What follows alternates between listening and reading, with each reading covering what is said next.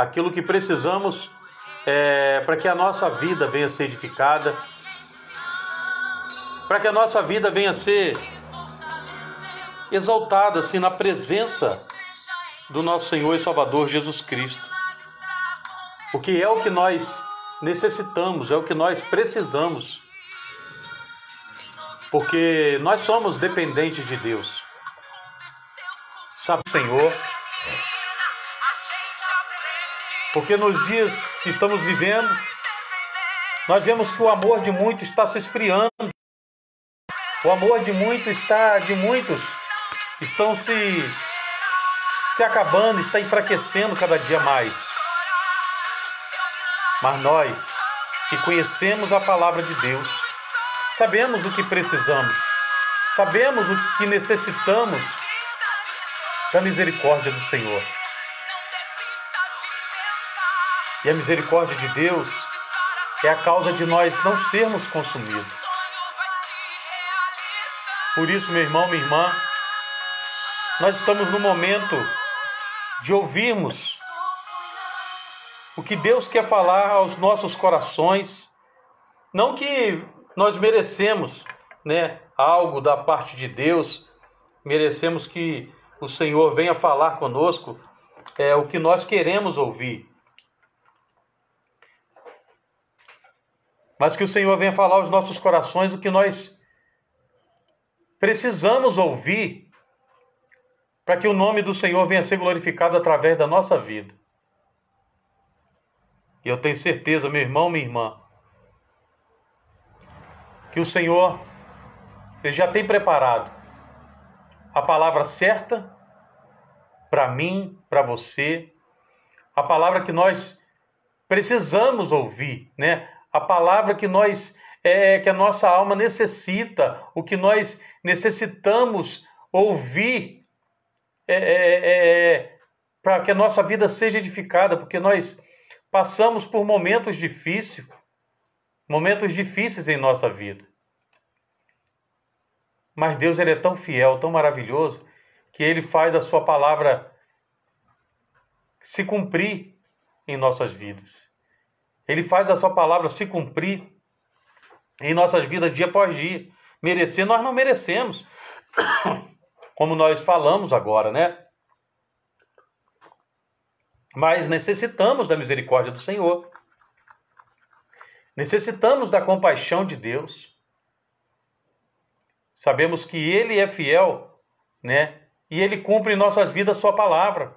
O que nós precisamos também é nos colocar na posição pela qual o Senhor nos chamou. E a palavra que eu quero compartilhar com você hoje, meu amado irmão, minha irmã, que se encontra no livro de Salmos 119, versículo 97. Aleluia. Que nos diz da seguinte forma: quanto amo a tua lei, é minha meditação em todo dia. Salmo 119, versículo 97. Meu amado irmão, minha irmã, você que está nos acompanhando aí pelo Facebook, você que nos acompanha aí pelo nosso aplicativo, a Rádio Web Cristo no Lar, você que está nos acompanhando aí pelo Facebook, que estamos ao vivo aí na live. Nós sabemos que nos tempos antigos, nos tempos bíblicos antigos, a presença de Deus era o que mais o povo buscava, era o que o povo mais zelava, era pela presença do Senhor. Nós vemos exemplos na Bíblia Sagrada, como o momento que Deus apareceu para Moisés, no deserto, no meio de uma sarça. A glória de Deus se manifestou a Moisés, que Moisés caiu com o rosto em terra, A presença de Deus, ela se revelou poderosa no Egito, quebrou o poder dos deuses e quebrou o orgulho de Faraó. O povo de Israel foi liberto da escravidão do Egito, liberto pelo sangue do Cordeiro e protegido pela presença de Deus na coluna de fogo e na coluna de nuvem que o Senhor enviou para proteger o seu povo ali naquele deserto. Durante o dia escaldante, quente, e durante a noite frio, né? Aquela nuvem, meu irmão, minha irmã, era o símbolo da presença de Deus. A presença de Deus dava a direção de dia e dava proteção à noite. Mas houve um dia em que a presença de Deus ela foi embora do arraial de Israel. Porque o povo começou o quê? A pecar, e o pecado faz separação entre o homem e Deus. A maior tragédia, meu irmão, minha irmã, do pecado é que ele afasta de nós a presença de Deus. Nós vemos, por exemplo, meu irmão, na palavra de Deus que diz que disse para Josué que não seria mais com o povo enquanto houvesse o pecado no arraial de Israel. E quando os filhos de Eli pecaram contra Deus, a arca, que era símbolo da presença de Deus, foi roubada, e a glória de Israel se afastou da cidade, do templo, do monte. O povo foi levado ao cativeiro. Então, o que acontece com as pessoas que não andam na presença de Deus? Que perigo elas correm? Eu quero deixar bem claro aqui, meu irmão, minha irmã, que muitas das vezes nós intitulamos essas pessoas que não andam na presença de Deus, achamos que quem não anda na presença de Deus é o ímpio. Mas eu quero te dizer que existem muitos crentes evangélicos que estão dentro da igreja, mas não andam na presença do Senhor. Muitos estão dentro da casa de Deus, mas não andam na presença de Deus, ainda não tiveram um encontro real com Deus, ainda não tiveram aquele encontro sobrenatural com o Senhor. E o primeiro perigo, irmão, que essa pessoa corre, tanto o ímpio lá que não anda na presença do Senhor, como o crente que está dentro da igreja, que não anda na presença de Deus. O grande perigo é ele se corromper. Como diz lá no livro de 1 Coríntios, capítulo 15, no versículo 33, que diz sobre as más companhias, que diz assim: não vos enganeis, as más conversações corrompem os bons costumes. Olha só que situação. Não tem aquele ditado que diz: me diga com quem tu anda e direi quem tu és? Aquele que serve ao Senhor, aquele que teme a Deus, ele sabe aonde ele vai, com quem ele conversa, o que ele conversa. Louvado seja Deus. Nós vemos no 2 Coríntios também, no capítulo 11, versículo 13, que fala sobre os manjares do mundo, que diz assim: mas temo que, assim como a serpente enganou a Eva com a sua astúcia, assim também sejam de alguma sorte corrompidos os vossos entendimentos, e se apartem da simplicidade e da pureza que há em Cristo. Aleluia! Aquele que anda na presença do Senhor, ele tem o zelo especial, o zelo tremendo pela sua vida espiritual, pelo seu testemunho, por revelar Jesus Cristo em sua vida. E ele tem um cuidado com palavras torpes, com pensamentos impuros, com atitudes que não revelam Jesus Cristo na sua vida, com palavras, vamos falar diretamente, crentes que falam palavrões, crentes que falam coisas mundanas, compartilham de coisas que desagradam ao Senhor. Isso não é revelar Jesus Cristo, isso não é andar com Jesus Cristo, não. Isso é revelar um mundo em sua vida. Essa é uma realidade. Porque o mundo nos engana. Como diz lá em Efésios capítulo 4, versículo 22, que fala sobre os enganos do mundo, que diz assim: a despojar-vos quanto ao procedimento anterior do velho homem, que se corrompe pelas concupiscências do engano, a vos renovar no espírito da vossa mente, e vos revestir do novo homem, que segundo Deus foi criado em verdadeira justiça e santidade. Deus nos criou para a santidade, para vivermos em santidade. Louvado seja o nome de Deus. Lá em Gálatas também, capítulo 5, fala dos prazeres carnais, que diz assim: ora, as obras da carne são manifestas, a quais são prostituição, impureza, lascívia, idolatria, feitiçaria, inimizades, as contendas, o ciúme, a ira, facções, as dissensões, aos partidos, às invejas, às bebedices, às orgias, às coisas semelhantes a esta, contra as quais vos previno, como já antes vos preveni, que os que tais coisas praticam não herdarão o reino de Deus. Agora você para e pensa, meu irmão, minha irmã, você que está nos ouvindo nesse momento.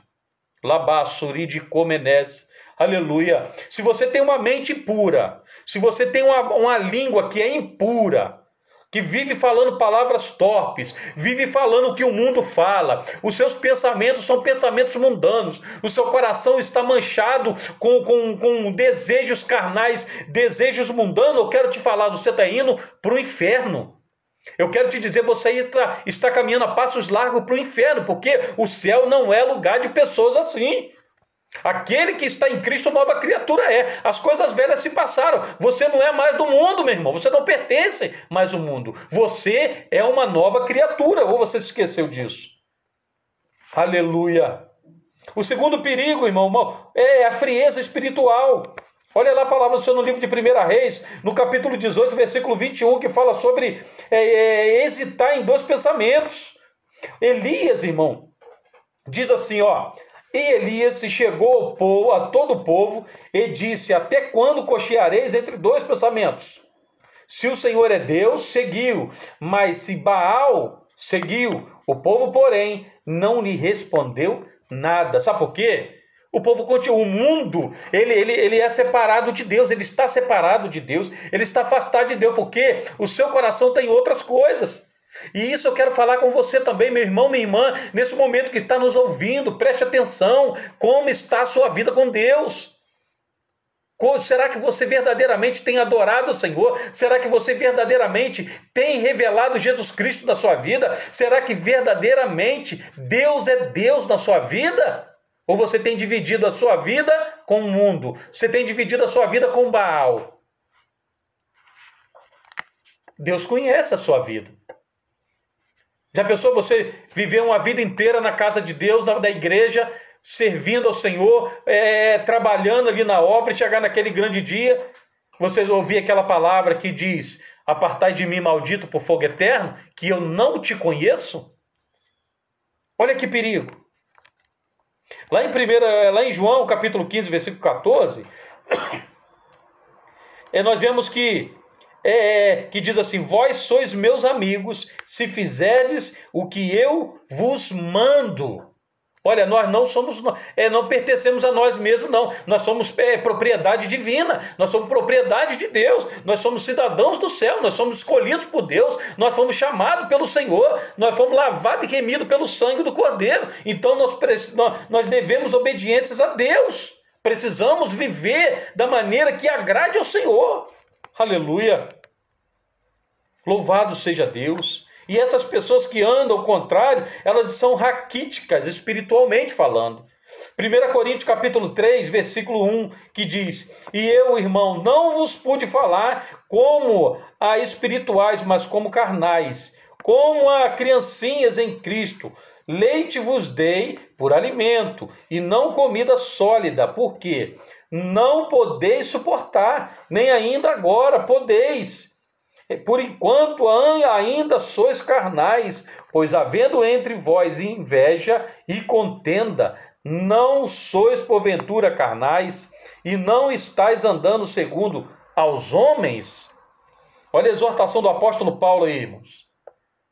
A palavra de Deus, ela nos ensina, ela nos exorta, ela vai nos lapidando dia após dia, ela vai nos lapidando todo momento, mas para que isso venha a ser uma realidade, nós precisamos estar no centro da vontade de Deus, porque enquanto nós estivermos vivendo como o mundo vive, nós não vamos, o ser humano ele não fica sensível à voz do Espírito Santo, ele está insensível, aleluia, mas o que precisamos é estar sensíveis à voz de Deus, para que ela venha fazer na nossa vida a diferença, ela venha fazer na nossa vida a mudança necessária. Aleluia. E aqueles que vivem, que não andam na presença do Senhor, eles não esperam a vinda de Cristo, eles, na verdade não acreditam que Jesus Cristo está voltando, porque se acreditassem, com certeza, meu irmão, minha irmã, estariam vivendo uma vida com mais santidade, com mais seriedade. Ah, uma mentirinha assim não tem nada a ver. Ah, mas eu não tive jeito, o que eu ia fazer? Eu tive que mentir. Não, irmão, a mentira é do Satanás. Se você é um mentiroso, você é discípulo do diabo. Essa é uma realidade. Vai doer a falar a verdade? Não importa. É melhor a pessoa ficar ferida na hora por você falar a verdade do que você morar com Satanás, do que você ir para o inferno. Presta atenção, meu irmão. Se você é o servo de Deus, a Bíblia diz que o reino do céu é tomado por esforço. Rabassuricanda labassúbia. Aleluia, você precisa entender isso. Lá em Lucas 17, 26, nos diz assim: como aconteceu nos dias de Noé, assim também será nos dias do Filho do Homem. Comiam, bebiam, casavam, davam-se em casamento, e até o dia em que Noé entrou na arca, e veio o dilúvio, e os destruiu a todos. Como também, da mesma forma, aconteceu nos dias de Ló. Comiam, bebiam, compravam, vendiam, plantavam, edificavam, mas no dia em que Ló saiu de Sodoma, choveu do céu fogo e enxofre e destruiu o quê? A todos. Olha só, meu irmão, o perigo que você está correndo. Jesus Cristo está voltando, Ele está nos alertando através da sua palavra, mas mesmo assim o povo endureceu o coração. O mundo, muitos crentes estão andando com os corações duros. Aleluia! Aí nós vemos o que? A morte espiritual dentro da igreja, na vida de muitos. Mateus capítulo 15, versículo 19, que diz assim, ó, porque do coração precedem os maus pensamentos, homicídios, adultério, prostituição, furto, falsos testemunhos e blasfêmias. Tiago capítulo 1 também, versículo 15 diz, não, então, a concupiscência, havendo concebido, dá à luz o pecado, e o pecado, sendo consumado, gera o quê? A morte. Quantos estão aí vivendo mortos espiritualmente? Sabe por quê? Não acreditam na volta de Jesus. Não creem que Jesus está voltando. Estão dentro das igrejas aí somente para causar intriga, para causar contenda. Entram para dentro dos templos para olhar o defeito de fulano ou de Bertrano. Essa é a verdade. Filipenses 2,15, até o 16, 15 e 16. Para que vos torneis irrepreensíveis e sinceros, filhos de Deus, imaculados no meio de uma congregação corrupta e perversa, entre a qual resplandeceis como luminares do mundo, retendo a palavra da vida, para que no dia de Cristo eu tenha motivo de gloriar-me, de que não foi em vão que corri, nem em vão que trabalhei. A igreja sempre necessita da presença de Deus, porque nossas vidas, irmãos, são vazias. Aleluia, nossos cultos estão sendo sem vida, nossas músicas são sem unção, as nossas mensagens muitas das vezes mortas, sem Deus. Se Deus, irmão, não tiver presente, Deus está em toda parte, mas Deus não está em toda parte com a sua presença manifesta. Essa é a realidade. Há quanto tempo você não vê um paralítico andar dentro da igreja? Quanto tempo você não vê um cego enxergar, um mudo falar, um surdo ouvir? Aleluia! Será que o problema está em Deus? Não! Deus, ele está presente, mas Deus não está agindo com o sobrenatural por causa do pecado do homem, por causa que muitos estão dentro da igreja, mas com o pecado escondido. Não há nada encoberto que não há de se revelar, meu irmão. Quando Deus se agrada de nós podemos dizer como Josué, e Caleb, se o Senhor se agradar de nós podemos. Aleluia! Será que Deus tem se agradado da sua vida? Será que Deus está se agradando da sua maneira de andar, da sua maneira de se vestir? Será que Deus está se agradando das palavras que saem da sua boca? Da sua malícia, que muitas das vezes dá lugar para o inimigo com pensamentos impuros, com pensamentos mundanos? É difícil para você entender, irmão, essa ordem de não amar o mundo. Será que é difícil? Olha lá o que diz 1 João capítulo 2, versículo 15. Não ameis o mundo, nem o que no mundo há. Se alguém ama o mundo, o amor do Pai não está nele. É difícil para você entender essa ordem de não amar o mundo. O apóstolo João, irmão, ele nos exorta a não amarmos o mundo, nem o que nele há. Porque se amarmos o mundo, nos afastamos do amor de Deus. Mas para entender bem isso, nós precisamos primeiro entender o que significa esse mundo que João ele está se referindo. E para nós entendermos isso, nós precisamos ler a palavra de Deus, nós precisamos meditar a palavra de Deus, nós precisamos ser verdadeiras toalhas velhas, porque a toalha velha ela absorve. A toalha nova ela não absorve porque está com goma ainda. É necessário passar pelo aquele processo de lavagem, aquele processo para tirar aquela goma. E essa goma na vida espiritual, no sentido espiritual, representa o mundo. Enquanto você estiver vivendo da maneira que o mundo vive, a palavra de Deus ela não vai penetrar na sua alma, ela não vai fazer a diferença. Porque Deus ele te ama, mas ele não ama os pecados que você comete. Louvado seja Deus. Nós vivemos no mundo, irmão, mas nós não pertencemos a ele. Nós convivemos com o mundo, mas não concordamos com ele. Por mais que nós estejamos neste mundo, irmãos, não podemos jamais esquecer que o nosso lar é outro, que somos peregrinos aqui nessa terra, que somos apenas peregrinos, que estamos aqui designados para o quê? Para uma missão em favor do reino de Deus.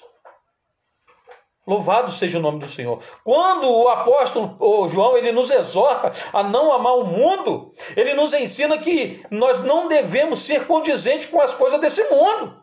Nós não podemos ser influenciados pelas pessoas deste mundo. Ao contrário, nós é que devemos influenciar essas pessoas que ainda não aceitaram a Jesus como seu Salvador. E esse mundo falado aqui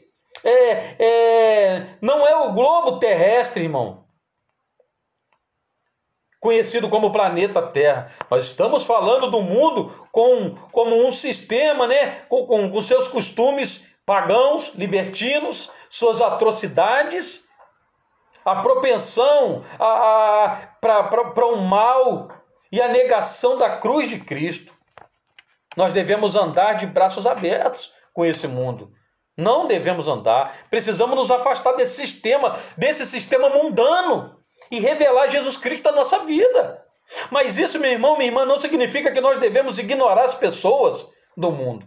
Até porque, se estamos em um mundo estrangeiro, com a missão de resgatar as pessoas perdidas, nós precisamos nos aproximar delas para quê? Para apresentar a elas o nosso mundo, apresentar o Senhor Jesus Cristo, apresentar o reino eterno, o nosso modo de viver com Cristo e para Cristo. Louvado seja o nome do Senhor. Precisamos ter esse discernimento. Se relacionar com as pessoas é bem diferente, irmão, de fazer ou viver as mesmas coisas que as pessoas desse mundo fazem. Se relacionar com as pessoas do mundo é ser como o próprio Mestre Jesus, né, que nos ensinou o sermão da montanha, ser sal e ser luz, é ser diferente, é fazer, né, a diferença no meio das trevas. Você é luz. Esse mundo sem tempero, sem gosto, você é sal da terra, você está ali para fazer a diferença, para dar sabor. Como diz Mateus capítulo 5, versículo 13, vós sois o sal da terra, e se o sal for insípido, com que se há de salgar? Para nada mais presta, senão para se lançar fora.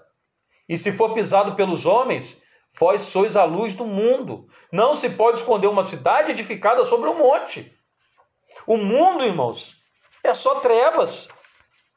E por isso nós precisamos ser luz. Luz para quê? Para iluminar o caminho, né, daqueles que estão perdidos. Luz na vida das pessoas necessitadas de amor, de paz. Luz para guiar aqueles que estão cansados, oprimidos. Luz para as nações que vivem, irmão, em guerra. Luz na escuridão que o pecado causa na alma das pessoas que estão andando sem Deus.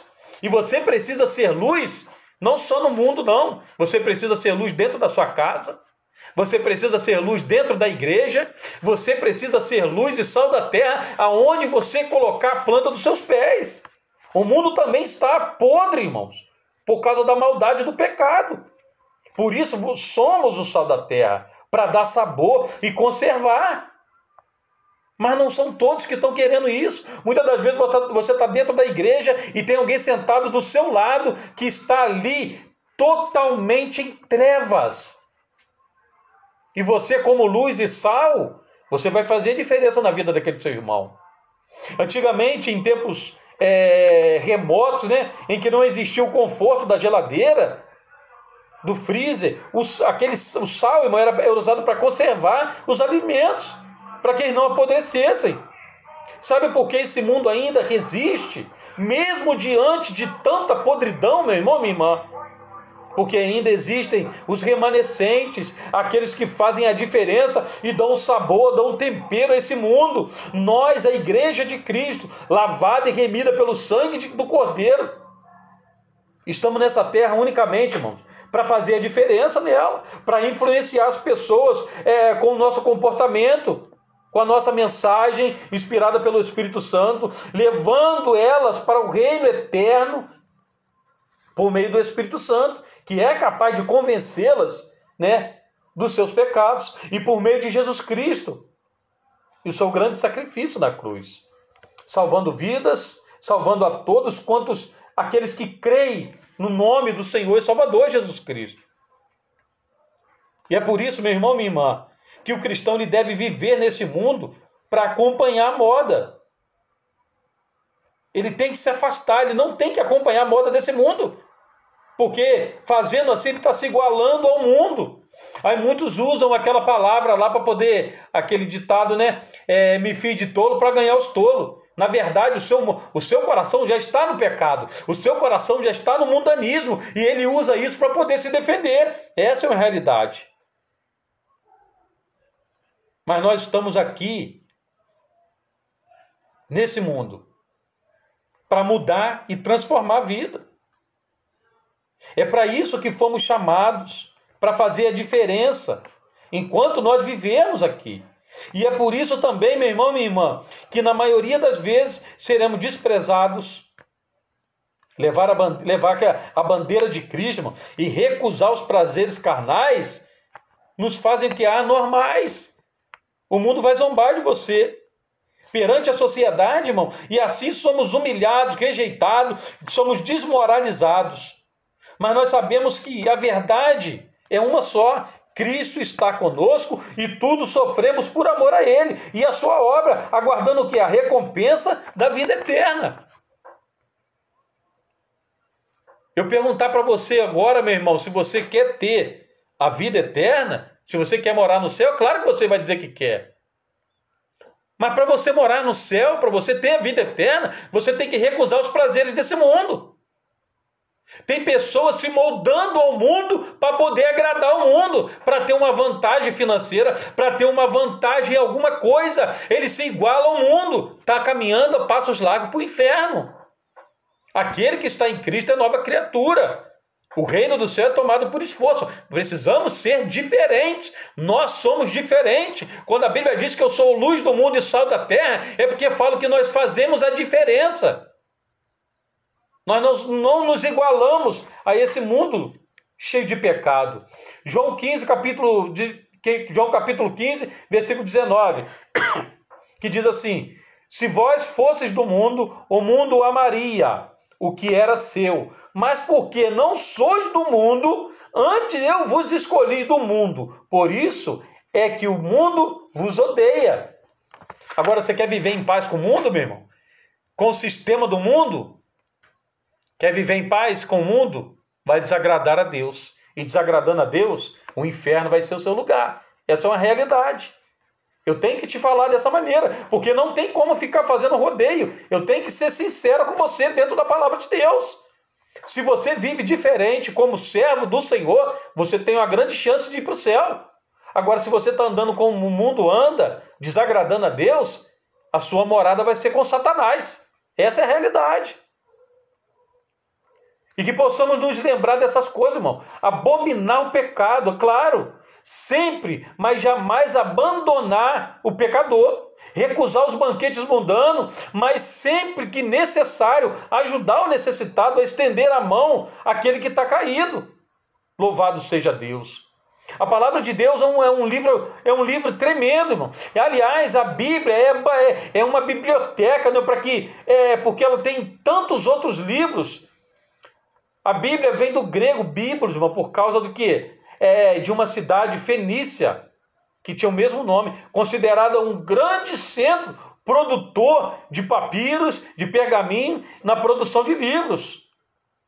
Bíblios passou a significar o livro, que no plural se tornou o quê? Bíblia, ou seja, o livro dos livros. Embora seja considerada por muitos como um livro retrógrado, ela atravessou séculos e sobrevive até hoje. É a palavra de Deus, ela se renova a cada dia. Se você precisa de uma renovação, vá para a Bíblia, vai ler a palavra de Deus. Aleluia. Interessante, irmão, que os críticos literários, eles dizem que para toda criação literária e artística existe uma fonte. E ninguém escreve nada do nada. Até mesmo na literatura, no cinema, nas artes aí em geral, né? Nas peças teatrais, o que existe? Duas grandes referências dessa escrita mundial. Um é a Ilíada, né? E a Odisseia. São as narrativas mitológicas, né? Do grego-romanas. E outra, a Bíblia. Glória a Deus por isso. Toda a criação na área literária bebe das fontes do livro sagrado. Para você andar com Deus, você tem que conhecer a sua palavra. Para andar com Deus, você tem que conhecer a palavra do Senhor e saber como está a sua vida com Deus. A palavra de Deus é o termômetro da vida do crente. Dependendo do que sobressair ali, você pode estar em santidade ou você pode estar em pecado. Louvado seja Deus. A Bíblia tem 66 livros ao todo. E nós é dividida ali entre Novo e Velho Testamento. Em diversos assuntos. E ela nos apresenta o quê? Os livros históricos, proféticos, poéticos, leis, ensinos e assim por diante. Trata de assuntos que envolvem muitas vezes até a ciência, meu irmão, minha irmã. Louvado seja Deus. E ao longo dos anos, principalmente com a ajuda do Espírito Santo, o Senhor vem falando, vem moldando a nossa vida da maneira que nós precisamos. Mas nós sabemos que a Bíblia e as profecias contidas nela, dia a dia, vem se cumprindo. A sua mensagem não muda nunca, porque a palavra de Deus, ela não falha, meu irmão. A palavra de Deus, ela não falha a momento algum. Ela não retrocede, ela não se perde. Pelo contrário, ela se renova a cada dia. Nós devemos amar a palavra de Deus, precisamos defender a palavra, respeitar os ensinamentos, as exortações e levar essa palavra a quem ainda não conhece, porque é a verdade, né, da vida. A palavra que nós lemos hoje, Salmo de 119, versículo 97. Ó, quanto amo a tua lei! É a minha meditação em todo dia. Louvado seja o nome do Senhor. Para andar com Deus, irmão, nós precisamos revelar Jesus Cristo na nossa vida. E nós só vamos revelar Jesus Cristo em nossas vidas se verdadeiramente nós conhecermos as Escrituras. Se verdadeiramente começarmos a deixar as coisas do mundo de lado e viver da maneira que a palavra de Deus nos recomenda. Não adianta você achar que da maneira que você está vivendo, fazendo o que você faz, você pode ir para o céu a si mesmo? Não, está enganado. Quando o Senhor vier para poder buscar a sua igreja, pode ser tarde demais para você se arrepender, para você tomar a posição como um verdadeiro servo de Deus. Pode ser tarde demais. Pode ser tarde demais para você se arrepender. Então esse é o momento. E esse momento de arrependimento não é só para quem está lá no mundo, não. É também, principalmente, para aqueles que estão dentro da igreja, para aqueles que são intitulados servos de Deus, para aqueles que são conhecidos como crentes, como evangélicos.